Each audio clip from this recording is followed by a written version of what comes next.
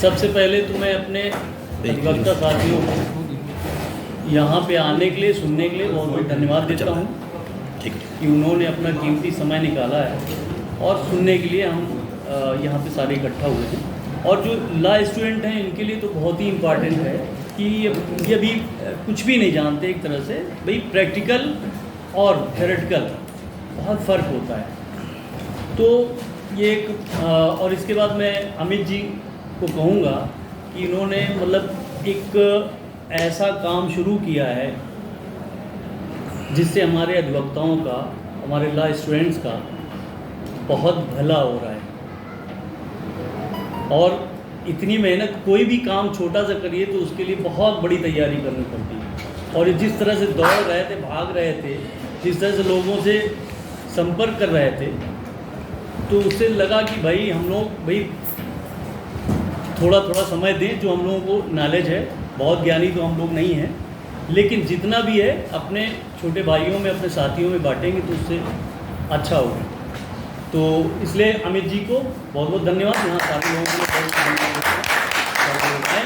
और हमारे रवीन जी को भी, अब ये तो हमारे बड़े भाई भी हैं और हमारा चैम्बर इधर है, इनका इधर है, मतलब पीठ दोनों की जुड़ी है, बहुत अच्छा जुड़ाव है हमारा इनका। और हम दोनों एक दूसरे से लीगल डिस्कशन भी करते हैं कि जो भी पड़ता है। तो सबसे पहले मैं आप लोगों को ये बताना चाहता हूँ कि देखिए, यहाँ पे मैं कोई लॉ का प्रोफेसर नहीं हूँ किसी पर्टिकुलर उसका, कि मैं आपको एक एक बारीकियाँ बताऊँगा। सबसे बड़ी चीज़ जो व्यवहारिक ज्ञान है, प्रैक्टिकल नॉलेज, जब आप लॉ करके इस फील्ड पे आते हैं तो आपको किन किन कठिनाइयों से गुजरना पड़ता है, क्या क्या परेशानियाँ होती है। और सबसे पहले आप जब कचहरी में पहला कदम रखते हैं तो आपका सबसे पहला कार्य होता है कि आपको एक अच्छा और सफल अधिवक्ता चुनना चाहिए जी, सिविल साइड हो या क्रिमिनल साइड हो। सबसे पहला स्टेप आपका है, आप जल्दबाजी में ऐसी जगह न बैठे जहां आपको कुछ नहीं मिल रहा। मैं ये नहीं कह रहा हूँ, सभी लोग मेहनत करते हैं, लेकिन अगर आपको सीखना है तो सीनियर हो, तो सिविल हो या क्रिमिनल साइड हो, आप किसी से पूछ लें। और अगर अच्छा अधिवक्ता चयन करते हैं तो निश्चित रूप से आपकी बहुत ग्रोथ होगी और बहुत कम समय में, और सीखने को मिलेगा। तो पहली चीज़ तो ये है आप लोगों के लिए कि जब आप यहाँ पे आते हैं, हालांकि सारे अधिवक्ताओं के जीवन में बहुत स्ट्रगल है, और जहाँ जितने बैठे हैं या हम बैठे हैं, रवीन जी बैठे हैं या और हमारे साथी हैं, तो सारे स्ट्रगल करके ही आए, और स्ट्रगल करना है, पूरे जीवन करना है। तो सबसे पहली चीज़ तो मैं ये कहूँगा कि जैसे आप लोग कोर्ट में आते, जो हमारे और भाई हैं तो काफ़ी प्रैक्टिस है इन लोगों की, इनको बताने की ज़रूरत नहीं है। लेकिन मैं जो नए अभी लॉ कर रहे हैं या बिल्कुल नए अधिवक्ता हैं, उनके लिए मैं ये कहूँगा कि सबसे पहले आप अपने ड्रेस कोड पे ध्यान दें। आप जितने मेंटेन रहेंगे, सबसे पहले आपके मतलब कपड़े, जूते, हालांकि एडवोकेट एक्ट में सब कुछ दिया हुआ है, आप पढ़ेंगे उसमें तो सारा आपके जूते का कलर क्या होना चाहिए, फीतेदार होने चाहिए, कैसा उसमें मोज़ा होना चाहिए, आपकी शर्ट कैसी, पैंट कैसी होनी चाहिए, कोट कैसा होना, गाउन कब पहनना, कब नहीं पहनना, सारा कुछ डिस्कशन है उसमें। तो आप लोग उसको देखेंगे तो सबसे पहले ये चीज़ होती है कि आपको वेल मेंटेन हो, क्योंकि रॉयल प्रोफेशन है। आप जितना, हम ये देखिए, आपके जीवन में जितना भी पैसे बहुत खर्च होते हैं, तमाम चीज़ों में खर्च होते हैं, लेकिन हमको कुछ अपने ऊपर भी खर्च करना चाहिए। तो हमें कपड़े कम से कम, हमारी यूनिफॉर्म अच्छी होनी चाहिए, साफ़ सुथरी, और जो दाढ़ी वगैरह बना के आना चाहिए। व्यवहारिक ज्ञान दे रहा हूँ, हालांकि सबको पता है, लेकिन कुछ हमारे भाई तो मतलब मेंटेन होके आना चाहिए, पहली चीज़ तो ये है। और इसके बाद आपका चुनाव अधिवक्ता का होना चाहिए, कौन अधिवक्ता यहाँ पे अच्छा है। इसके बाद ये आपका होता है कि सिविल जाएंगे, क्रिमिनल साइड में जाएंगे। अब आ जाते हैं टॉपिक पे, सेशंस ट्रायल। सेशंस ट्रायल के लिए सबसे पहले तो आपको जाना पड़ेगा 154 में FIR, सबको पता है 154 में FIR होगी, कॉग्निजेंस ऑफेंस जो होता है, संज्ञेय अपराध होता है। उसके बाद विवेचना होगी, विवेचना के बाद चार्जशीट कोर्ट में आएगी, और चार्जशीट आने के बाद 190 में कॉग्निजेंस होगा। कॉग्निजेंस होने के बाद अब उसमें भी कॉग्निजेंस, मैं ट्रायल की बता रहा हूँ, वैसे तो बहुत चीज़ें हैं, अगर पीछे जाऊँगा। और जैसे ही कोर्ट ये देखेगी कि ये ट्रायल वाइज सेशन है, लोअर कोर्ट में मजिस्ट्रेट देखेगा, वो उसको 209 में सेशंस में कमिट कर देगा। जैसे सेशन में कमिट हो जाएगा, कमिटल के बाद कोर्ट में आएगा, तो कोर्ट में फिर चार्ज की स्टेज आती है। जैसे चार्ज की स्टेज आएगी तो उसमें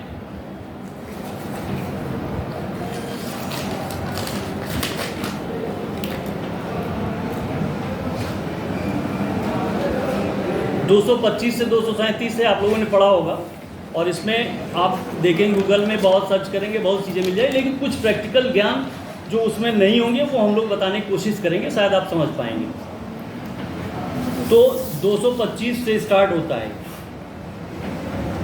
trial to be conducted by public prosecutor. इसमें जैसे 225 में तो पब्लिक प्रोसिक्यूटर इसको कंडक्ट कर। अब पब्लिक प्रोसिक्यूटर की नियुक्ति कैसे होती है ये भी थोड़ा सा बता दूंगा आपको। सेक्शन 24 CRPC में दिया हुआ है, सेक्शन 24 के सब क्लास 4, उसमें एक पैनल बनता है, कलेक्टर मांगता है डिस्ट्रिक्ट जज से, वो जाता है पैनल, और उसी के आधार पे सिलेक्शन। हाँ, उसमें सब सेक्शन 7, 24 का सब सेक्शन 7 है, जिसमें 7 साल की प्रैक्टिस मस्ट है, रजिस्ट्रेशन होने के 7 साल के भीतर उसकी प्रैक्टिस। तो ये पब्लिक प्रोसिक्यूटर हुआ जो सेशन न्यायालय में नियुक्त होता है, उसकी बात कर रहा हूँ। और जो लोअर कोर्ट में होते हैं 25 है सर।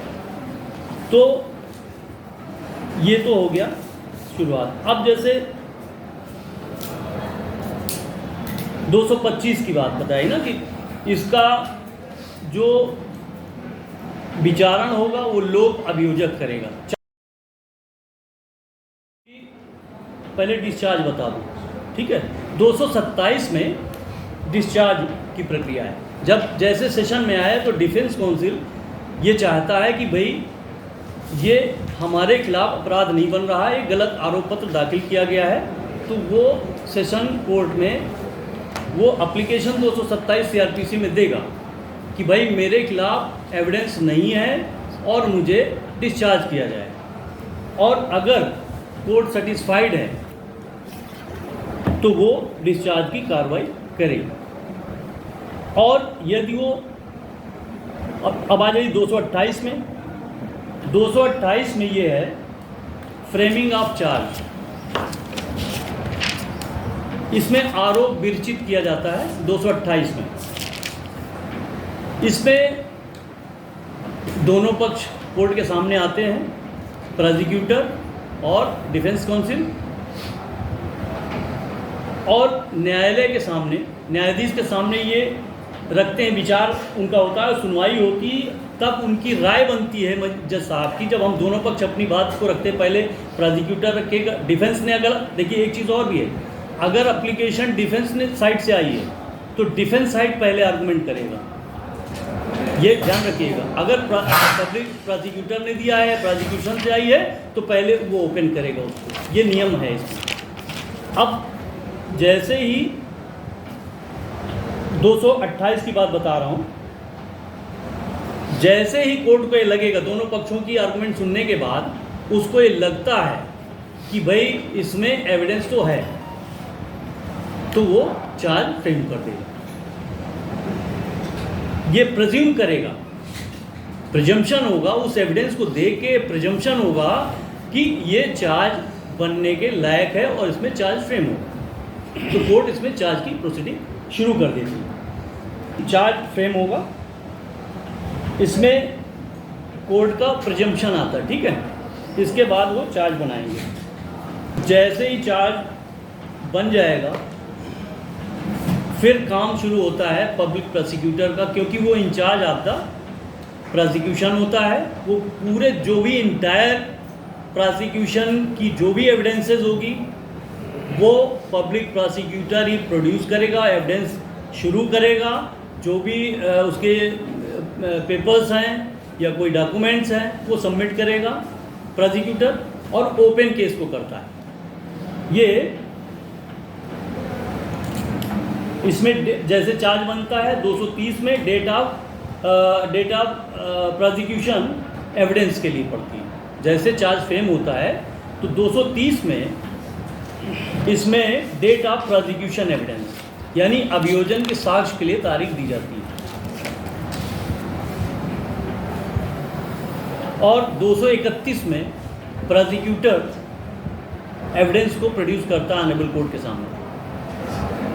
वो अब इसमें देखिए प्रोसिक्यूशन का जैसे एविडेंस मतलब आया, साक्षी आया, वो साक्षी आएगा और प्रोसिक्यूटर उसको पहले प्रिपेयर वैसे कराते हैं, पहले से तैयारी करा। हालांकि कोर्ट के सामने ऐसा नहीं करते, डिफेंस वाले बैठे हुए, तो पहले से उसकी हम तैयारी कर लेते हैं। उसको आप चाहे तो बुला के आप अलग से तैयार कर दो या कोर्ट में सुबह जल्दी बुला लो उसको ट्रायल। हालांकि जो सीरियस ऑफेंसेज होते हैं, सेशन ट्रायल जितने भी सेशंस में केस चलते हैं 7 साल के ऊपर वाले ही चलते हैं। 7 साल तक मजिस्ट्रेट कोर्ट में चलता है, ठीक है। और जो गंभीर अपराध होते हैं वही सेशंस में चलते हैं। हाँ, जैसे ही एविडेंस हमारी प्रोसिक्यूशन की एविडेंस पूरी हुई, हमने एविडेंस शुरू कराई, क्योंकि ओपन प्रोसिक्यूटर ही करता है केस को अपने, क्योंकि बर्डन ऑफ प्रूफ प्रोसिक्यूटर पे होता है, यानी अभियोजन पक्ष पे होता है। अभियोजन पक्ष प्रोसिक्यूशन साइड, तो उसको चूंकि वहाँ कोर्ट में जो लीड करता है वो प्रोसिक्यूटर करता है, तो सारा भार burden of proof maximum cases में प्रोसिक्यूशन के पास होता है, यानी अभियोजन पक्ष सरकारी वकील को। अब ये अपराध लगा कि फला ने मर्डर किया, तो ये हमें एविडेंस के साथ साबित करना होगा कि इसने अपराध किया, और बियॉन्ड एनी रीजनेबल डाउट, कहीं कोई इसमें डाउट नहीं होगा। सजा करने के लिए कोई डाउट नहीं होना चाहिए कोर्ट के सामने, ऐसी सटीक एविडेंस हम पेश करें।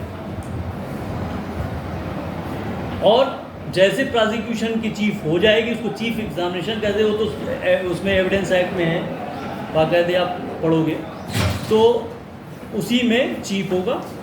और चीफ जैसे हमारा ख़त्म होगा, फिर डिफेंस साइड में जो डिफेंस काउंसिल होंगे उस पर क्रॉस एग्जामिनेशन करते हैं, कुछ जिरे करेंगे। अब प्रोसिक्यूटर कुछ चीज़ें मैं टिप्स बताऊँ, वैसे बहुत ब्रॉड है, मैं टिप्स बता रहा हूँ कि प्रोसिक्यूटर जब शुरू करेगा केस तो लीडिंग क्वेश्चन नहीं करेगा। लीडिंग क्वेश्चन मीन्स ऐसा प्रश्न जिससे उत्तर आ जाए। लीडिंग क्वेश्चन वो होता है कि हम प्रश्न करें उसका उत्तर भी उसी के साथ छिपा हो, तो ये प्रोसिक्यूशन साइड से नहीं कर सकते हैं, वो डिफेंस को राइट है। डिफेंस उसमें लीडिंग क्वेश्चन कर सकता है। और ये एविडेंस की चलेगा। और ये इनको देखिए, इसमें भी एक चीज़ बता दूं कि जब डिफेंस अपनी ज़िरे करता है, क्रॉस एग्जामिनेशन करता है, तो कई चीज़ों को हम प्रोसिक्यूटर को ध्यान में रखना होता है। हालांकि कोर्ट को तो दोनों को देखना है, कोर्ट जो होती है दोनों को पैरेलल देखती है, बराबर देखती है, उसमें भेदभाव नहीं होता कोर्ट को, चाहे प्रोसिक्यूशन हो चाहे डिफेंस हो, उसको समान रूप से देखना चाहिए। हालांकि होता नहीं है प्रोसिक्यूशन माइंडेड ही होता है जी। तो और इस तरह से जब एविडेंस, तो हाँ 2-3 चीज़ें और मैं टिप्स बता दूं कि जैसे ही क्रॉस एग्जामिनेशन होगा, शुरू होगा, तो प्रोसिक्यूटर बिल्कुल अलर्ट होकर खड़ा हो जाता है कि डिफेंस काउंसिल क्या पूछ रहे हैं। पहली चीज़ तो रिपीटेशन नहीं होना चाहिए। अगर किसी भी फैक्ट पे, किसी भी चीज़ पे अगर एक बार क्वेश्चन कर लिया है तो दोबारा वो क्वेश्चन डिफेंस नहीं पूछ सकते, ये कानून है, ठीक है। दूसरा, इररिलेवेंट क्वेश्चन जिसकी उस तथ्य से रिलेवेंसी ना हो, जिससे उस तथ्य की रिलेवेंसी ना हो, उसको भी नहीं पूछ सकते। एम्बिगुअस क्वेश्चन, एम्बिगुअस क्वेश्चन यानी ऐसा प्रश्न करें जिसमें 2 अर्थ, एम्बिगुअस, ऐसे क्वेश्चन भी की रेलेवेंसी नहीं है, नहीं पूछ सकते, इसमें प्रोसिक्यूटर को ऑब्जेक्शन करना चाहिए, और करते हैं हम लोग, लड़ते हैं हम लोग। तो इस तरह से ये प्रोसीडिंग होती है। अब होता क्या है कि साहब विटनेसेस की लिस्ट, तो जैसे मैं ज्योति हत्याकांड को मैं कर रहा हूँ 7-8 साल से, मैं उसका सरकारी वकील हूँ और दामोदर मिश्रा जी प्राइवेट काउंसिल है हमारे साथ। तो 2014 से उस केस को हम कर रहे हैं, उसमें 109 गवाह हैं, तो सब तो नहीं पेश करेंगे। तो ये प्रोसिक्यूटर को देखना है कि हमारा केस है, जो हमारी थ्योरी है, साबित करने के लिए हमें कितनी एविडेंस पेश करना है। ये प्रोवाइडेड है सीआरपीसी में, और इसमें पब्लिक प्रोसिक्यूटर का विशेषाधिकार है कि किस गवाह को पेश करेगा, किसको नहीं पेश करेगा। इसमें न जज साहब इसमें कुछ कह सकते हैं, दबाव डाल सकते हैं, ना ही डिफेंस काउंसिल, क्योंकि प्रोसिक्यूटर को इतना पावर सीआरपीसी में दिया गया है कि जिसको चाहे उसको, जिससे उसके केस को मजबूती मिले, जिससे उसकी एविडेंस आए तो उसको पेश करेंगे। इसमें कहीं पे ये लिमिटेशंस नहीं है कि हमको साहब 109 गवाह हैं तो पूरे 109 गवाह पेश करें, ये कहीं पे रोक नहीं है, कहीं पे ये नहीं है। इसमें केस लॉ भी है कि आप जो है, सुप्रीम कोर्ट ने कहा है कि नहीं, आप प्रोसिक्यूटर को इस बात में बाइंडिंग्स नहीं है, बाइंड नहीं कर सकती कोर्ट कि नहीं साहब बस आप 5 ही गवाह पेश करिए, ऐसा बिल्कुल नहीं। और एक चीज़ और है, चाहेगा तो 109 पूरे भी गवाह पेश कर सकता है। हाँ, लेकिन जरूरत नहीं करता नहीं पड़ता है, नहीं ज़रूरत नहीं होती। और तो इस तरह से एविडेंस पेश करने की प्रक्रिया है प्रोसिक्यूटर की। अब हमने एक चीज़ और बताई कि burden of proof, maximum cases में बर्डन ऑफ प्रूफ प्रोसिक्यूशन पे ही होता है, यानी अभियोजन पक्ष। अभियोजन पक्ष क्या है? अभियोजन पक्ष जिस दिन से एफआईआर शुरू होती है, तहरीर लिखाई जाती है, वादी देता है एप्लीकेशन, और उसके बाद एफआईआर शुरू होती है, वो एफआईआर से शुरू होते होते जितनी विवेचना का पार्ट है सारा आके जो कलेक्शन करता है, जितने लोग इन्वॉल्व होते हैं वो सारे अभियोजन पक्ष होता है, और वही जो है पूरे को इंटायर उसको शुरुआत से लेकर आखिरी तक को हम प्रोसिक्यूशन के पार्ट को अभियोजन पक्ष कहते हैं। तो उसको जो है अभियोजन पक्ष को ये पावर है कि सारे अपना एविडेंस प्रोड्यूस करें कोर्ट के सामने। अब जैसे एविडेंस हो जाती तो उसमें जैसे कि अब एक चीज़ और मैं इम्पॉर्टेंट बता दूं कि हमेशा एविडेंस सिंगल आप पेश कर दोगे जब तक उसका करोबरेशन नहीं होगा। करोबरेशन समझ रहे हैं? समर्थन, जैसे सपोर्ट जब तक नहीं होगा। अगर कोई गवाह कहता है कि भला रामलाल ने श्यामलाल को इस तारीख पे इतने समय पर मारा था और मैंने अपनी आंखों से देखा था, तो इस तथ्य को साबित करने के लिए दूसरे गवाह को भी हमें पेश करना पड़ेगा सपोर्ट करने के लिए, क्योंकि सिंगल टेस्टिमनी केस कमजोर हो जाता है। अगर इसमें कम से कम 2 विटनेसेस पेश करने आवश्यक है, क्योंकि जब तक सपोर्ट नहीं होगा, करोबरेशन नहीं होगा, तब तक वो आपकी एविडेंस कमजोर होगी। तो ये तो बात हो गई एविडेंस की। अब कई तरह की एविडेंस होती है, ओरल एविडेंस होती है, ठीक है, और डॉक्यूमेंट्री एविडेंस होती है, ये करीब 8 तरह के सब होते हैं। तो वो जो है आप पढ़ोगे तो जैसी रिक्वायरमेंट होती वैसे पेश करते हैं। अच्छा, अब एक चीज़ और बता दो इसी में कि circumstantial evidence, direct evidence, mostly यही 2 चलते हैं तो और भी। सर्कमस्टांस जो डायरेक्ट एविडेंस होता है उसको साबित करना प्रोसिक्यूटर के लिए सबसे आसान और अच्छा होता है और शॉर्ट में होता है, क्योंकि उसमें डायरेक्ट, जैसे 2 लोगों को बताया कि तीसरा जा रहा है, मैं जा रहा था और 2 साथ राम और श्याम मेरे साथ जा रहे थे और फला आदमी ने मुझको कट्टे से गोली मार दी और फला ने वहाँ पे देखा, इनको बचाने की कोशिश की।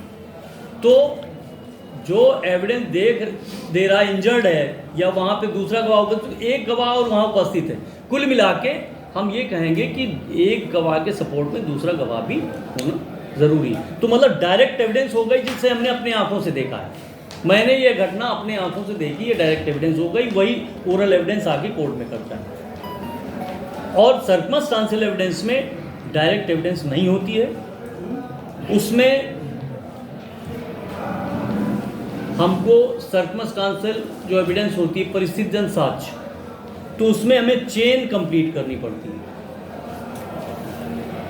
क्योंकि उसमें कोई किसी ने देखा तो है नहीं।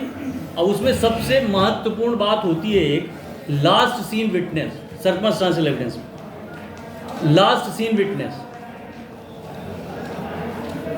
जब बताया किसी ने तहरीर जिसने लिखा है कि मैंने जो है फला को यानी एक्यूज पर्सन के साथ मृतक को जाते हुए इस समय देखा था, वो लास्ट सीन, क्योंकि उसके पहले किसी ने कुछ घटना देखी नहीं है, लेकिन लास्ट सीन इसमें बहुत इंपॉर्टेंट है। ये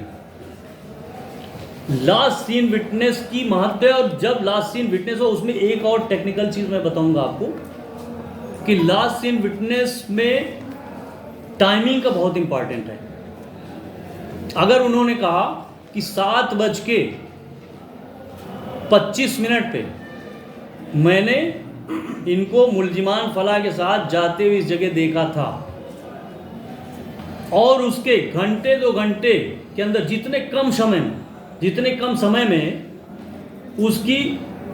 उसका पता चल जाए, डेड बॉडी मिल जाए, तो आप समझिए कि बहुत इंपॉर्टेंट, वो गवाह की इंपॉर्टेंस और कई गुना बढ़ गई। यानी सर्कमस्टांशियल एविडेंस में वो स्टार विटनेस हो गया,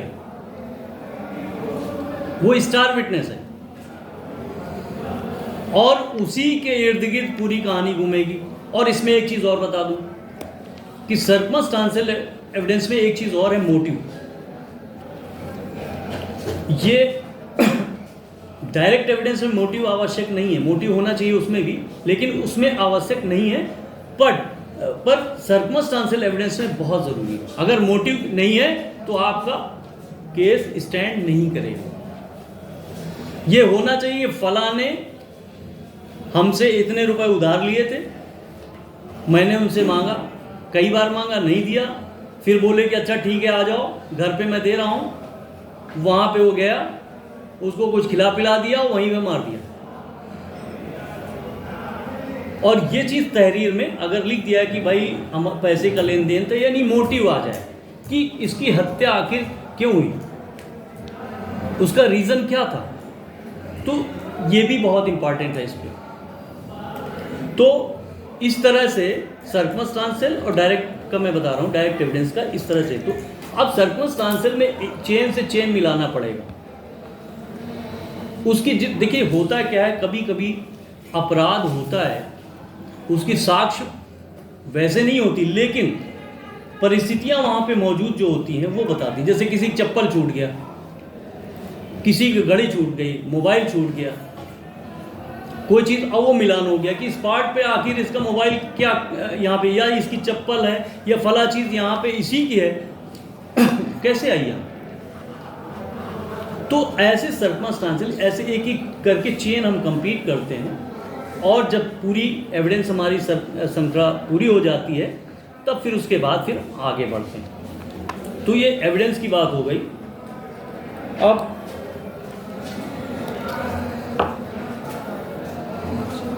प्रोसिक्यूशन जैसे ही अपनी एविडेंस कंप्लीट करता है,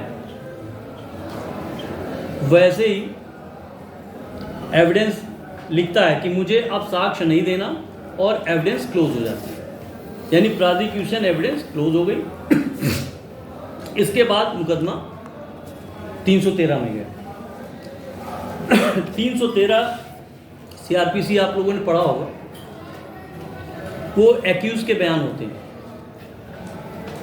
उसको मौका 2 बार मिलता है, एक तो 313 में मिलता है अपनी जो निर्दोषिता को साबित करने के लिए, कि आपको पूछा जाता है 313 में आपको क्यों फंसाया गया, क्या वजह थी, तो वो बताता है कि साहब मुझे रंजिशन फंसाया गया,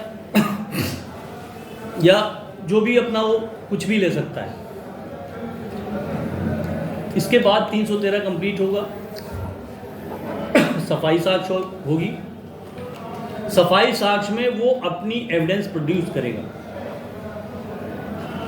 वो अपने को निर्दोष साबित करें। क्योंकि इसमें क्या होता है कि जब कोई ट्रायल चलता है तो डिफेंस अपनी रणनीति बनाता है कि हमें कैसे अपने अभियुक्त को बचाना है, इस प्रोसिक्यूशन स्टोरी से भिन्न करके हमें कैसे अपने अभियुक्त को बनाना। तो एक उसकी लाइन होती है, डिफेंस लाइन होती है, जिससे अपने को निर्दोष साबित करने की कोशिश करता है। तो उसी श्रृंखला में वो एविडेंस प्रोड्यूस करेगा। ठीक है, सो सेक्शन कौन सा है? लास्ट 233 मैं सब बता रहा हूँ।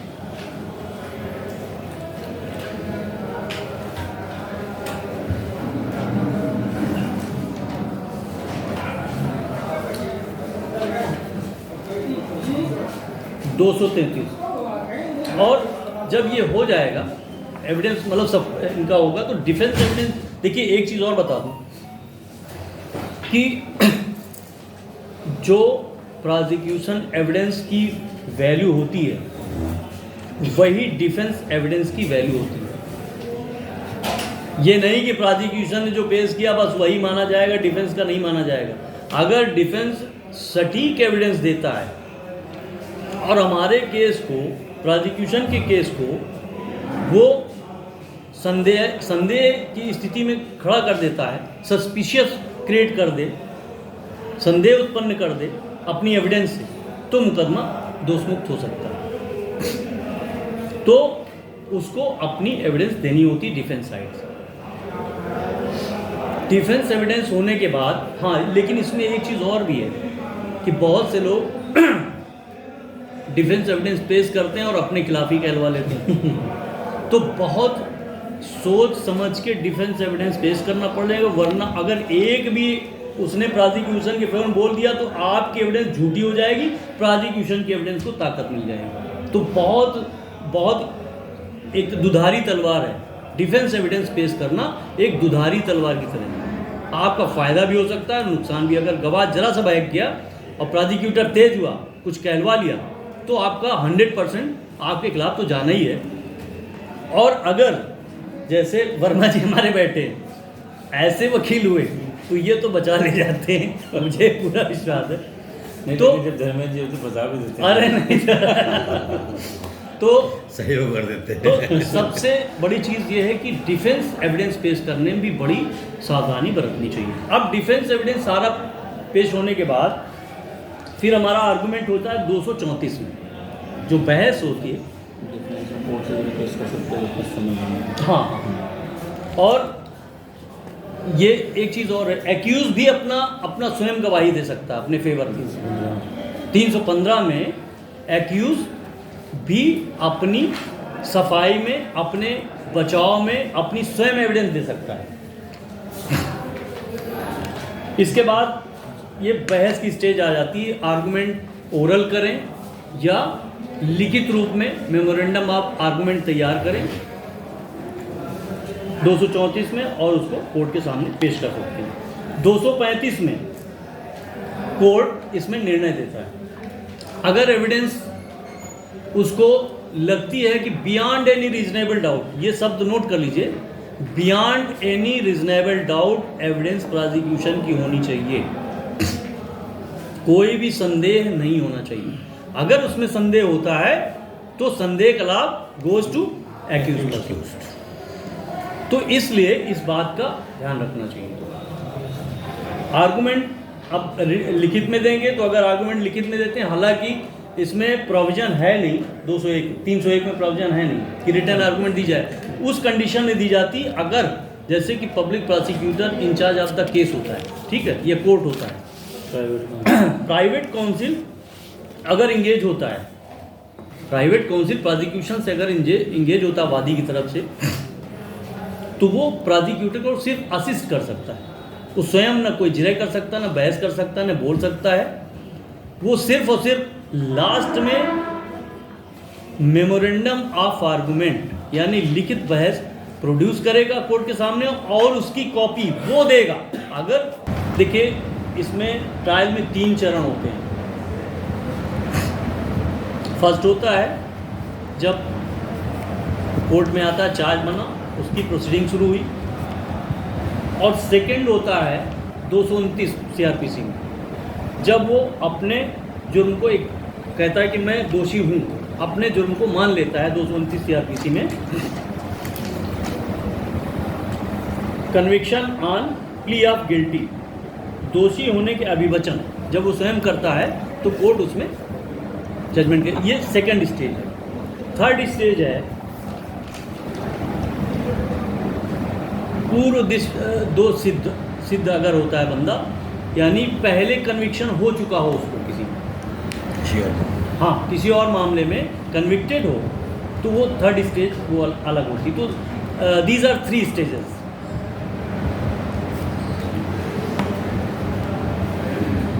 सेशन न्यायालय की सेक्शन 9 में दिया है, वो डेफिनेशन पोर्शन आप लोग पढ़ेंगे तो आ जाएगा।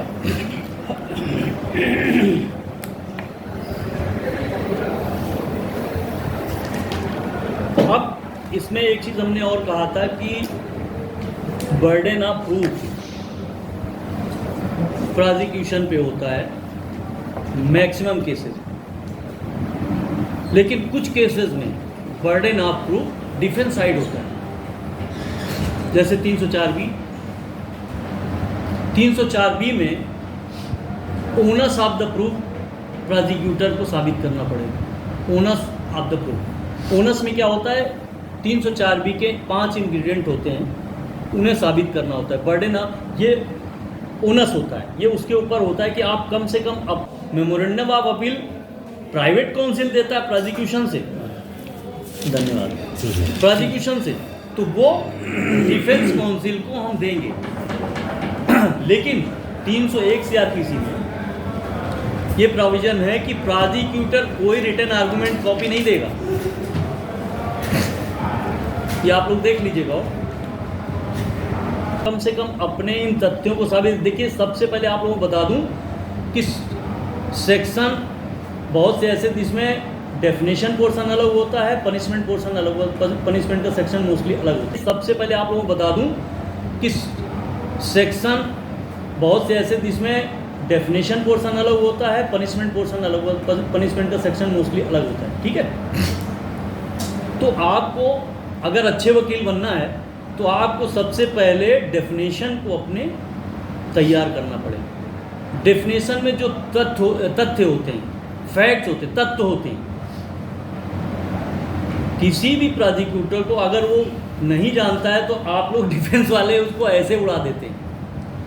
लेकिन हम लोग ये चूक नहीं करते हैं, क्योंकि हमारा अरसा 23 साल से सरकारी वकील हूँ, तो काफ़ी समय हो गया, और 30-32 साल 31 साल की मेरी प्रैक्टिस हो रही है, तो इस वजह से थोड़ा सा अनुभव आया है। तो होता है क्या है कि हमें डेफिनेशन पोर्शन को ध्यान देना है, उनके इंग्रेडिएंट, जो उनके इंग्रेडिएंट हैं, अगर वो साबित नहीं करते हैं तो मुकदमे में सजा हो ही नहीं सकती। कोई भी 304B के अगर 5 इंग्रेडिएंट हम साबित नहीं करते हैं, एक भी चूक गया तो केस खत्म। इसलिए onus of the case prosecutor उसको साबित करेगा, 5 इंग्रेडिएंट को साबित, soon before her death, 7 year शादी के होना चाहिए, और cruelty to dowry, demand of dowry वगैरह वगैरह 5 होते हैं। जब ये ओनस प्रूव कर देंगे, then burden was shifted against defence, तब बर्डन जो है डिफेंस साइड में शिफ्ट हो जाएगा, और बर्डन जब उधर शिफ्ट होगा तो प्रोसिक्यूटर के लिए ठीक रहेगा। और अगर 304B के हमने इंग्रेडिएंट साबित कर दिए तो 113B का प्रेजम्पशन प्रोसिक्यूशन को मिलेगा, और 113B में ये प्रेज्यूम किया जाएगा कि ये सास ससुर पति ने ही इसकी हत्या की, ये प्रेज्यूम किया जाएगा। 113B में स्पेशल वो दिया हुआ सेक्शन, तो वो इसमें लगेगा। 306 में 113 है, रेप वाला 140, तो इस तरह से सब दिए हुए हैं, मैं और डिटेल में नहीं जाता हूँ। तो मेरा कहना है कि ये है, जैसे अब मान लीजिए 306 का मुकदमा है, या एविडेंस एक्ट का 106 नोट कर लीजिए आप लोग। 106 में क्या होता है कि जैसे कस्टोडियल डेथ है, लेडीज़ के मामले में मोस्टली कस्टोडियल डेथ है, वो अपने पति के घर में मरी, तो बर्डन ऑफ प्रूफ इसमें भी इस बात के लिए उन्हीं के ऊपर होगा जिनके घर में मरी, यानी 21%, कि वो साबित करें कि कैसे मरी, क्योंकि वहाँ प्रोसिक्यूशन नहीं है, हम कोई है नहीं, आप हैं वहाँ पे। यानी व्यक्तिगत नॉलेज में जो चीज़ हो, 106 एविडेंस है, व्यक्तिगत नॉलेज में जो चीज़ आपके है वो साबित करने का भार आप पे, और अगर वो आप नहीं साबित करते हैं, उसका रिबटल नहीं करते हैं, तो आपको 100% सजा हो जाएगी, कोई बचा नहीं सकता। जैसे ये अभी अशोक नगर में हुआ। हाँ अशोक नगर में हुआ जी, कुल मिला के मेरा कहना ये है कि ऐसे मामलों में बहुत, देखिए सेशन के मामले, जो एक चीज़ और क्लियर कर दूं कि देखिए 4 तरह के ट्रायल, एक समरी ट्रायल होता है छोटा, 138 वगैरह के जो भी ये छोटे मोटे चलते हैं, MB एक्ट वगैरह वगैरह, समरी ट्रायल हो गया। समन ट्रायल, जो 2 साल से नीचे की सज़ा होती है उसको समन ट्रायल कहते हैं, और उसमें चार्ज की आवश्यकता नहीं होती, नोटिस दी गई, आए, एविडेंस देखा, बस उसी पे हो जाता है, तो वो हो गया समन ट्रायल। 2 साल की सज़ा के अंदर जो होगा वो समन ट्रायल, और 2 साल से ऊपर और 7 साल के अंदर जो होगा वो वारंट ट्रायल है, और जो 7 साल से मृत्युदंड तक होगा वो है सेशन ट्रायल। तो ये बहुत से लोगों को ये चीज़ नहीं बताई जाती, न पढ़ाई जाती, न लोग इसको ध्यान देते हैं, क्योंकि प्रैक्टिस में जब यहाँ पे आते हैं तो लोग पैसे कमाने में, भाई जाहिर सी बात है, एक उम्र होती है, उसके बाद पैसे की ज़रूरत भी होती है, तो मोस्टली लोग आते हैं और अपना जीवन यापन के लिए भाई पैसे भी चाहिए, तो उसमें लग जाते हैं। लेकिन अब एक चीज़ व्यवहारिक भी बताऊंगा मैं कि साथियों, हमेशा ध्यान रखना, मेहनत और ईमानदारी कभी मत छोड़िए। कोई कुछ भी कहे कि कचहरी में ये हो रहा है, वो हो रहा है, ऐसा हो रहा है, वो ऐसा हो रहा है, भाड़ में गई ये बातें। हमको सिर्फ अपने से मतलब रखना है। मेहनत और ईमानदारी एक इतना बड़ा सूत्र है कि आपके जीवन को अगर न बदल दे तो मैं अपना नाम बदल दूंगा, क्योंकि मैंने ऐसा किया है, इसलिए मुझे मिला है। तो मैं व्यक्तिगत रूप से कर रहा हूँ कि मेहनत किया है, और मेहनत का हमने कभी क्लाइंट के साथ चीटिंग नहीं की। सरकारी काम में जब कर रहा होता हूँ, गरीब है, परेशान है, तो मैं उसको वही सम्मान देता हूँ, कुर्सी में बगल में बैठाता हूँ, और उसको बहुत अनपढ़ है, कोई गरीब है, तो बहुत प्यार से उसको बैठाल के समझाता हूँ, उसको पूरी सिंपैथी के साथ उसकी मदद करता हूँ, और ईश्वर की कृपा अगर है, सही एविडेंस हो गई, तो इतना अच्छा केस बन जाता है कि सज़ा भी होती है। तो कहने का मतलब ये है कि भैया मेहनत ईमानदारी मत छोड़िए, और खुद को कर इतना बुलंद, डैश डैश। बाकी आप सब जानते हैं, ऊपर वाला पूछे तेरी रज़ा क्या है, तो हम इनको बार बार इसलिए कहते हैं कि हमारे बहुत अच्छे भाई भी हैं, बहुत अच्छे अधिवक्ता भी हैं, और हमारे खिलाफ होते हैं, हम लोगों की ऐसी होती जैसे हम लोग लड़ गए भी, आप हाँ। लेकिन मैं कहूँगा कि आपने भी बहुत मेहनत की है, इन्हीं को सीख के मैंने भी धीमे धीमे अपना शुरू किया है। तो कहने का मतलब, मैंने सच में, मैं फतेहपुर का रहने वाला हूँ, यहाँ तो आया मैं पढ़ने के लिए, बस यहीं बैठ गया, प्रैक्टिस शुरू कर दी। यहाँ पे मेरा 0/0 था, कुछ भी नहीं था, I have nothing that time. लेकिन ये सूत्र मिला मेरे पिताजी से, बोले बेटा ऐसा किसी काम करो तो मेहनत करो, ईमानदारी से करो, फिर देखना उसका रिजल्ट। और उसी पद पे चले। 7 साल की प्रैक्टिस के बाद मैं सरकारी वकील हो गया, तब से लगातार हूँ, और ईश्वर कृपा से पीछे मुड़ के नहीं देखना पड़ा। और आजकल हमारे बड़े भाइयों से भी प्रेम स्नेह मिलता है, तो हमारा सिर्फ आप छोटे भाई हैं सब। तो मैं सिर्फ इतना कहना चाहता हूँ कि आप लोग खूब मेहनत, पढ़िए भी, ये नहीं कि सिर्फ मेहनत ईमानदारी नहीं, उसके साथ एक क्लास और जुड़ेगा एक कि आप पढ़िए, काम अपडेट रहिए, कम से कम बेसिक नॉलेज होना चाहिए कानून। आपको बेसिक नॉलेज नहीं तो आप ऐसे 15,000 में से 5 वकील यहाँ ट्रायल करते होंगे, संख्या 10 बढ़ा देते हैं, लेकिन 5 से 10 से ज़्यादा ट्रायल करने वाला वकील नहीं है कचहरी में, न सिविल साइड में न क्रिमिनल में। एक समय था कि बड़े से बड़े अर्जुन सिंह चौहान साहब को मैंने देखा, और क्या बोलते हैं, श्याम बिहारी तिवारी थे, शिवचंद सिंह थे, बाबू चंदेल थे, और ये के ठाकुर साहब थे, योगेश शंकर शुक्ला जी हैं। हाँ, ये सारे बड़े अधिवक्ता, अरे वो दीक्षित जी, ये बड़े अधिवक्ता हुआ करते थे, शायद आप वहीं पे बैठे हैं। हाँ, एम.के. दीक्षित। तो ऐसे मैं तो पढ़ा भी हूँ। ऐसे बड़े बड़े दिग्गजों के साथ मैंने काम किया और सच में मैंने सीखा उन्हीं से। और एक चीज़ ध्यान रखना, हम यहाँ आज आप लोगों ने ये सम्मान दिया है, अमित जी ने, आप सबने बैठने का, हम आपके बहुत शुक्रगुजार हैं। हम इस लायक नहीं हैं, फिर भी जो थोड़ा बहुत मुझे जानकारी थी, मैंने कहा अपने छोटे भाइयों के साथ या अपने भाइयों के साथ मैं शेयर ज़रूर करूँगा। मैं कभी भी कहीं कोई ना लेक्चर देता हूँ ना कहीं कुछ, मैं सिर्फ अपने काम से मतलब रखता हूँ, कोर्ट में आर्गूमेंट करता हूँ, अपना काम करता हूँ। लेकिन मुझे लगा कि नहीं, हमारे बहुत से भाई हैं जिनको इस विषय में कोई बताता ही नहीं। अच्छा, सीनियर्स का भी हाल थोड़ा सा ऐसा हो गया है कि वो भी नहीं बताना चाहते हैं, या अच्छा जूनियर भी सीखना भी नहीं चाहता, दोनों चीज़ें सीखना नहीं चाहता, सीखना भी नहीं चाहता। नहीं तो आप सीनियर के पीछे लग जाइए, कितना आपको अवॉइड कर। मैं आपको बताऊँ, ज़्यादा समय नहीं लूँगा वरना भी जाना होगा, बस बहुत छोटी सी घटना मैं आपको बताऊँगा। मैं श्री ML चतुर्वेदी, अब वो नहीं है, वो अब वो इस दुनिया में नहीं है, मैं उनके साथ जूनियरशिप में था। 91 में प्रैक्टिस में आ गया था, और ML चतुर्वेदी जी यहाँ के उस समय के बहुत बड़े अधिवक्ता थे, और उनके साथ मुझे सीखने का मौका मिला। उनके यहाँ 2-3 जूनियर थे, तो उनसे वो कहते थे, वो जाते नहीं थे क्योंकि वो संपन्न घरों के वो भी थे, अपना थोड़ा बहुत किया, बैठ गए, ठीक है बाबूजी जा रहे हैं। लेकिन मैं जब आया तो मैं तो उनके पीछे बिल्कुल साए की तरह लगा रहा। जब उनके साथ रहे तो हमसे कहा, धर्मेंद्र तुम ऐसा करो, तुम बैठो यार, वो मैं कर लूँगा ना, मैं जा। हमने नहीं सर, मैं सीखने आया। और सच बता रहा हूँ, मैं ज़्यादा दिन नहीं बैठा, 2 से 3 साल में बैठा हूँ, लेकिन उन्होंने इतना मुझे सिखा दिया कि मैं वकील बन गया, इस लायक हो गया। और आगे ईश्वर कृपा से अब ठीक ही चल रहा है। तो मैं यही कहना चाहूँगा कि आप लोग भैया मेहनत करो ईमानदारी से, बिल्कुल बेईमानी नहीं, पढ़ो। हम कहते कुछ ना पढ़िए, आप डिग्लॉट में सुप्रीम कोर्ट CCSC आती है, CCSC किताब ले लीजिए, सुप्रीम कोर्ट की है, उसको आप पढ़ लीजिए। उसमें हिंदी और इंग्लिश दोनों है।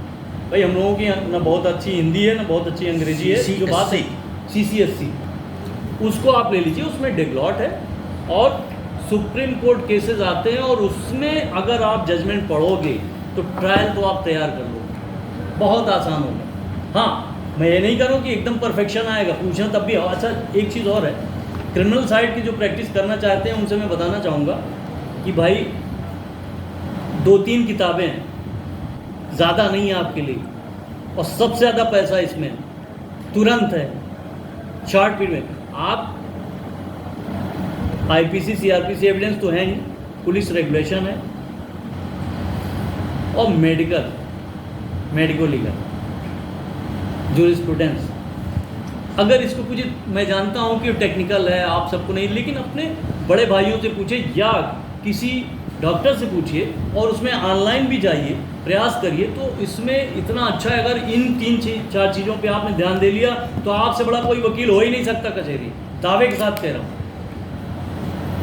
और मेडिकल में अमित जी आपका बहुत अच्छा ये बताएंगे, इन्होंने, इनकी अच्छी तैयारी है, और ये आपको बहुत अच्छा मार्गदर्शन करेंगे। और हमारे बड़े भाई हमसे बहुत आगे, नहीं, ये सच है, ये सच है, मैं सच को स्वीकार करता हूँ, बहुत आगे हैं, लेकिन इनका स्नेह मेरी तरफ जाता है, कुछ भी हो ये आते हैं। और हमें भी लगता है भाई साहब जब तक ना मिलो उस दिन तो हम चले जाएंगे, आप आ जाएंगे। तो कहने का मतलब एक सामंजस्य बनाओ। और चाहे एक चीज़ और कहें कि प्रयास करिए मृदुभाषी बनने। क्रिमिनल का वकील मैक्सिमम झगड़ा कर लेता है, झगड़ा हमें नहीं कर, हम झगड़ा वहाँ पे करते हैं जैसे तेज आवाज़ होती है, आपकी तो नेचुरल है तो वॉइस होती वहाँ तो तेज हो जाएगी। हम अपनी बात को इतने प्रेशर। एक चीज़ और बताऊँ, बहुत बढ़िया टिप्स है, आप जज साहब को संतुष्ट करने के लिए इस तरह से तैयारी करिए, टू दी पॉइंट, फालतू की बात एक भी ना हो, कानून और तथ्य फैक्ट्स के तहत उनसे बात करिए, टू दी पॉइंट आर्गूमेंट करिए, आप आर्गुमेंट करेंगे यहाँ जाके सीधे यहाँ आ जाएगा, उतर जाएगा। और आपने अगर इस पे कर लिया कि यहाँ से पहुँचा के सीधे यहाँ पहुँचा दिया तो जजमेंट आप ले जाइए।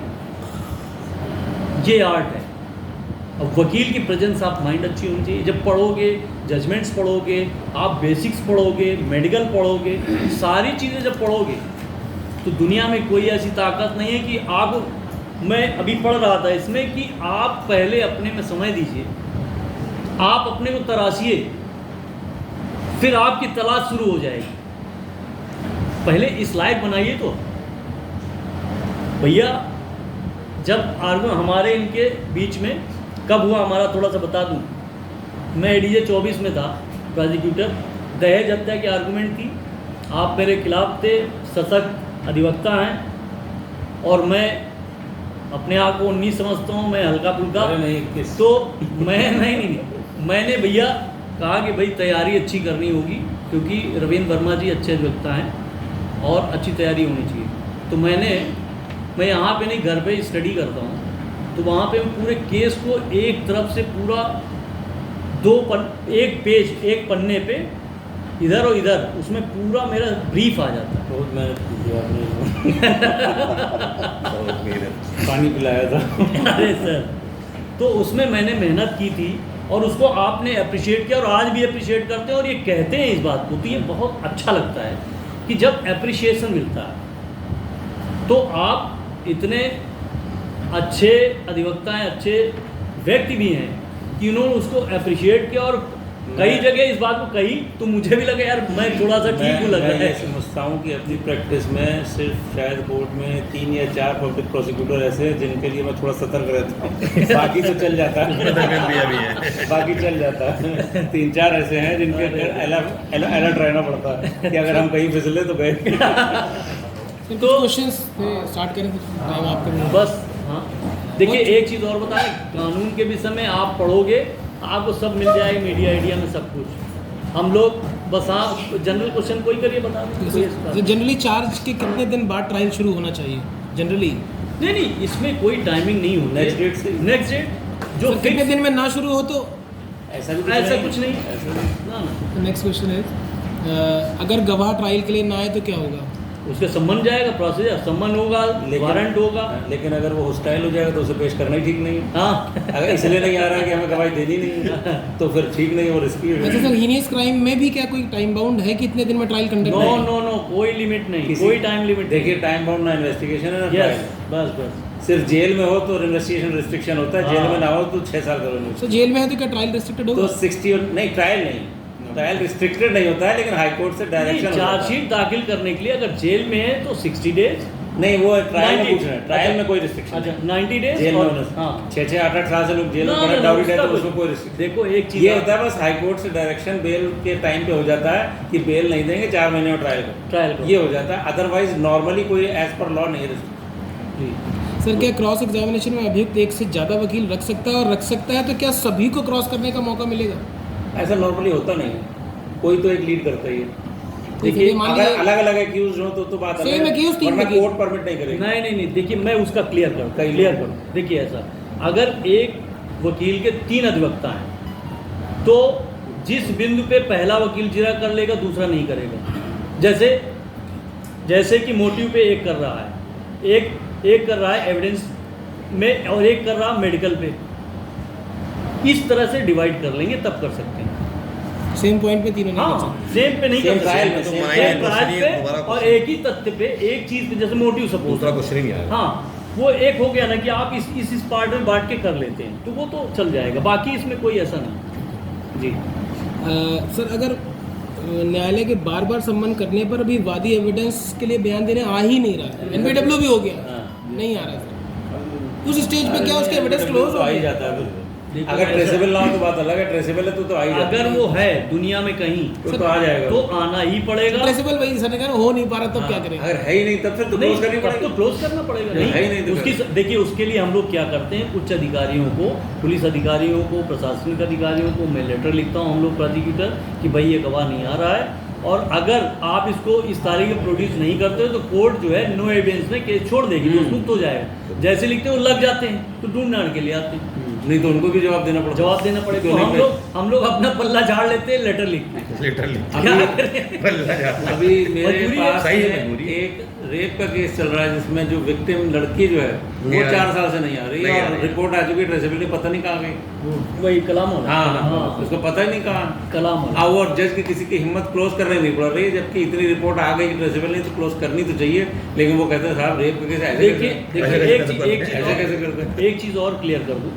देखिए जितने भी हीनियस ऑफेंसेस होते हैं जो ट्राइबल वाइज सेशन है उसमें सीधे कानून है, supreme court, high court, supreme court की गाइडलाइन भी एक जजमेंट्स भी हैं कि सेशंस ट्रायल गंभीर अपराध के मुकदमों को जल्दबाजी में नहीं छोड़ सकते, उसकी अंतिम प्रयास करना ज़रूरी है, चाहे उसके लिए 10 साल नहीं 20 साल लग जाए, कोई लिमिटेशन नहीं, अनलिमिटेड टाइम, इसलिए लिमिटेशन ही कोई। सर आपने जैसा बताया था कि एक से अधिक वकील तो नियुक्त हो सकते हैं, 207 और 208 की कार्रवाई में क्या सबको अलग अलग कॉपी मिलेगी? कॉपी एक यस, मिलेगी? हर एक्यूज को मिलेगी। नहीं सर, मेरा क्वेश्चन है एक एक्यूज्ड उसके 3 वकील, अगर नहीं, हर वकील को नहीं, हर accused को मिले।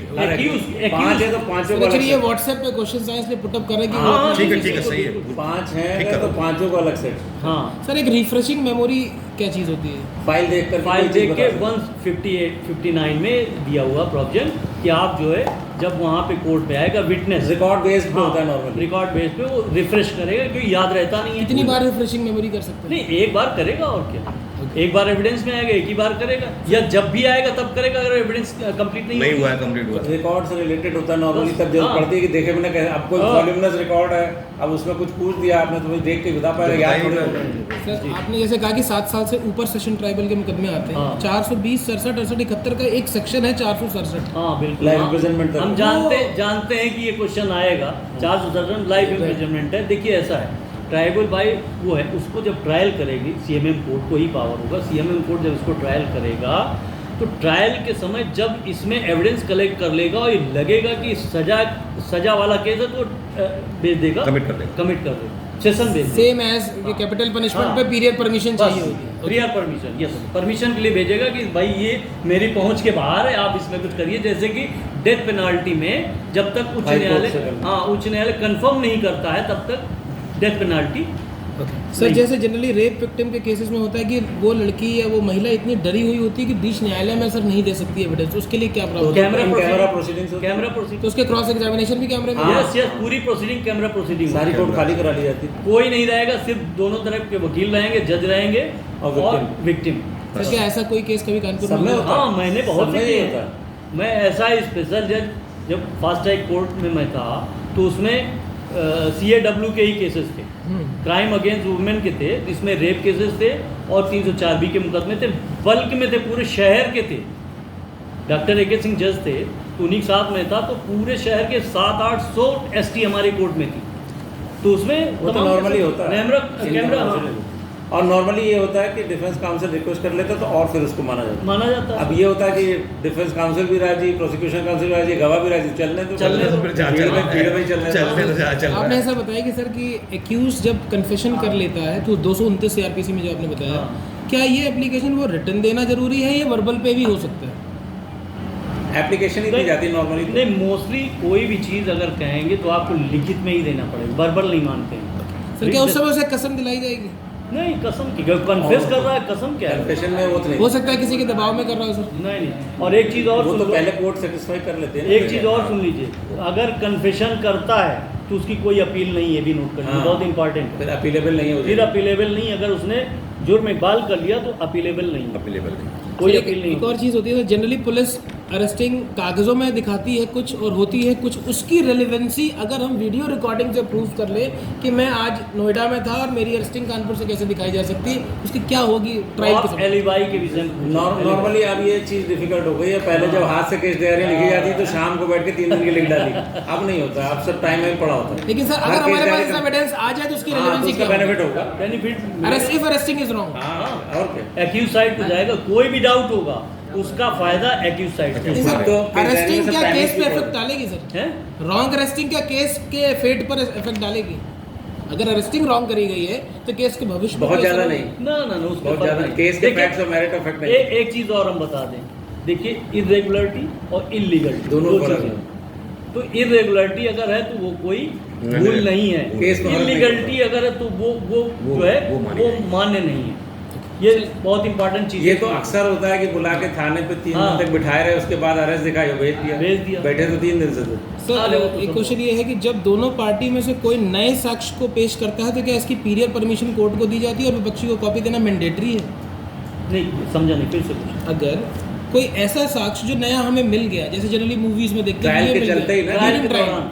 हाँ। ड्यूरिंग ट्रायल, अब वो एविडेंस पेश करना चाहता है तो ऑफ कोर्स क्या पीरियड परमिशन परमिशन मिलती कोर्ट से बिल्कुल। परमिशन। और क्या नोटिस देना जरूरी है अपोजिट पार्टी को? हाँ वो तो नहीं दिया नहीं जाता है। With the permission of the court आप पेपर सबमिट करो, उसकी कॉपी उसको रिसीव कराओ। अगर 311 सर ऐसा ऐसा एविडेंस है जो अगर हमने कॉपी दी तो उसकी डेथ हो जाएगी सर। टेररिस्ट के जैसे मामले होते हैं, बड़े लेवल के मामले, उसमें सर थोड़ा सा तो problem- सिक्योरिटी डिमांड करेंगे या तो छोड़ देंगे बस भाई, और क्या। या तो सिक्योरिटी मांगेंगे या छोड़ देंगे। वे रहने तो जब हिम्मत ही नहीं तो फिर कैसे होगा।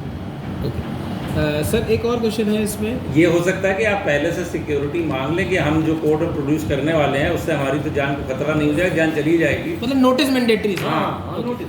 अब सर, जैसे one-sided नहीं, one-sided। जैसे विटनेसेस आते हैं उनको धमकियां देते हैं एक्यूज साइड से, तो ये हम पब्लिक प्रोसिक्यूटर को पावर है कि मैं इस इंस्पेक्टर को कहूँ Security के साथ। सिक्योरिटी के साथ लेके आइए, ये हमारा ही आदेश काफ़ी है प्रोसिक्यूटर को, आप और लेके आएगा। सर एक गवाह कितनी बार गवाही दे सकता है किसी सेशन ट्रायल में? नॉर्मली एक बार अगर एक रिकॉल ही ना हो, बार देख- रिकॉल किया जाए तो अलग है। सर, देखिए वही- रिकॉल अगर रिकॉल किसी है। पॉइंट पे रिकॉल करते हैं कि भाई ये तथ्य रह गया, इस पे हम जिरह करना चाहते हैं, ये जो जरूरी, या दूसरा कोई मान ये लो भी- एक्यूज बाद में आ गया नहीं जिरह, तो बुला सकते हैं। 311 में ये भी हाँ, रिकॉल और 311 दिया हुआ है। चाहे री एग्जामिन हो चाहे रिकॉल। तो जैसे प्रोसिक्यूशन के लिए तो केस डायरी होती है, जब हाँ। कभी भी एविडेंस का पार्ट आता है हाँ। वो आते हैं कसम खाते बोल के चले जाते हैं, बट डिफेंस विटनेस भी क्या ऐसे ही हो जाएगा कि उसके लिए रिटन एफिडेविट देना पड़ता है? नहीं No, no, no. कोर्ट में स्टेटमेंट विद कॉपी टू वो- अदर साइड रिटन क्या एफिडेविट देना होगा हमें नहीं, defence No, no, witness no, में? no.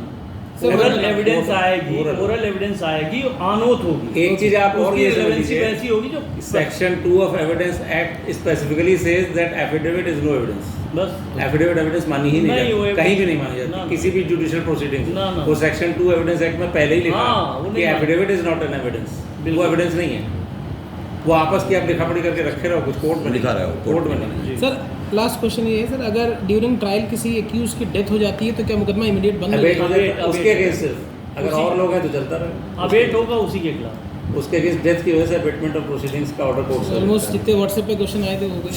चलिए। सर एक क्वेश्चन हाँ। मेरा भी है हाँ, बताइए बताइए। इधर, कि अरे क्या अभी- प्रोसिक्यूशन ने जो एविडेंस है जिसमें दिए थे हाँ, हाँ। उसमें से छोड़ दिया है तो क्या पेश करता क्या उसको? क्या क्यों नहीं क्या क्या अगर प्रोसिक्यूशन का विटनेस है उसने नहीं पेश किया, डिफेंस बुला सकता है। हाँ नहीं आपको लगता है आपके फायदे का? नहीं, एक चीज़ और बताऊँ, इसमें थोड़ा सा आ गया है कि अगर हमने उसको डिस्चार्ज कर दिया है तो आप नहीं मैं बोले। डिस्चार्ज नहीं किया है। सुनिए, अगर डिस्चार्ज कर दिया प्रोसिक्यूटर ने तो आप नहीं बोले। हालांकि एक रूलिंग आ गई इस पे सुप्रीम कि कोर्ट अपराध नहीं, रूलिंग भी आ गई इस पे कि अब जो है प्रोसिक्यूशन की जो विटनेसेस की लिस्ट है उसमें से आप डिफेंस में पेश नहीं कर सकते। ऐसा मैंने अभी सुना, मेरे सामने नहीं है। सर एक ऐसा- छोटा सा और एक कोर्ट विटनेस, एक और मैसेज आया था कोर्ट कोर्ट विटनेस। तलब कर लेती डायरेक्ट खुद। सर वो जो आएगा वो डिफेंस देगा क्या देगा, नहीं, नहीं। कौन से केसेस में होता है? कोर्ट विटनेस जब होगा, जब कोर्ट बुला करके उससे जो फैक्चुअल स्टेटमेंट उससे चाहिए किसी पॉइंट पे वो स्टेटमेंट तो कोई देगा, example- फिर दोनों पार्टीज को अपॉर्चुनिटी क्रॉस, फिर ऐसा कोई एग्जांपल, प्रोसिक्यूशन भी और डिफेंस भी।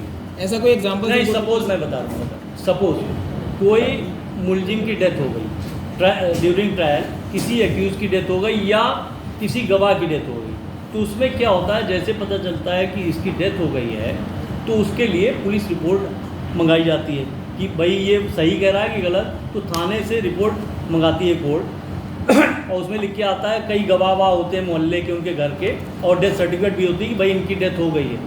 तो जो पुलिस वाला दरोगा या कांस्टेबल वहाँ पे इस रिपोर्ट को तैयार करेगा, मौके पे जाएगा, उसको as a court witness court तलब करेगी CW और उसको पेश करेगा, और इसमें प्रोसिक्यूशन भी जिरे कर सकता है, डिफेंस भी। वो दोनों लोग हैं। दोनों। अब कोई मान लीजिए जैसे कोई बैंक से रिलेटेड रिकॉर्ड है, कोर्ट को लगा कि ये रिकॉर्ड पे एविडेंस हाँ। के लिए आना जरूरी है, हम्म। अब वो आ करके वो रिकॉर्ड देके स्टेटमेंट देगा, तो वो हो सकता है प्रोसिक्यूशन के अगेंस्ट हो सकता है डिफेंस के अगेंस्ट हो, तो दोनों ही की अपॉर्चुनिटी है कि उसको जिरा करे।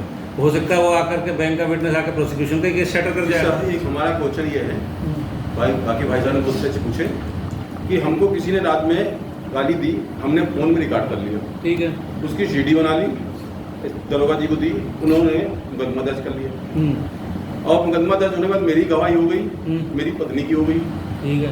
और उसके बाद मुकदमा चल ही रहा था कि मेरी पत्नी एक्सपायर कर गई, तो हम क्या उसमें एक गवाह और पेश कर सकते हैं या सीडी जो मेरी लगी वही मानी जाएगी? नहीं, सीडी अपने आप में देखो इलेक्ट्रॉनिक इलेक्ट्रॉनिक रिकॉर्ड है, इलेक्ट्रॉनिक एविडेंस है, वो मान्य है। अब तो उसमें बाकायदे कानून आ गया है, हाँ। तो उसको प्रॉपर तरीके से विवेचक उसमें लगाए। देखिए एक चीज़ और नहीं, बात, अगर विवेचक ने पार्ट ऑफ इन्वेस्टिगेशन किया है उसका, उसमें लगाया है, विवेचनक पार्ट बनाया है, उसकी केस डायरी सीडी काटी है, तो वो पढ़ा जाएगा और वो सफिशिएंट है अपने आप में, उसको साबित करे। दरोगा आएगा, चलवा के देखा जाएगा कोर्ट के सामने, और उसमें लगता है कि हाँ जो आप कह रहे हैं वही इसमें है, तो अपने आप में सफिशिएंट। एक उसमें जो है केस हल्का हो जाएगा, इसलिए हमने पूछा। नहीं, एक उसमें 65 एविडेंस एक्ट का सर्टिफिकेट भी जरूरत होती है, 65 भी इलेक्ट्रॉनिक रिकॉर्ड के लिए, उसके लिए वो सर्टिफिकेट भी जरूरी होता है, तब वो ऑथेंटिक है, अदरवाइज एडमिसिबल नहीं। 65 भी एविडेंस है, उसको आप पढ़ो। मतलब वो 65B एविडेंस एक्ट में फिर अभी नए एक्सपर्ट का सर्टिफिकेट होता है, अगर सीडी है या कोई मोबाइल वो किसी इंस्टीट्यूट से उसको ये तब कराई, पहले कराई जाएगी। ये सब हो जाता है जब आप सबमिट करेंगे, तब तक तो होना चाहिए, तो फिर बेकार है। अगर 65B का सर्टिफिकेट नहीं तो बेकार है। So it was so nice.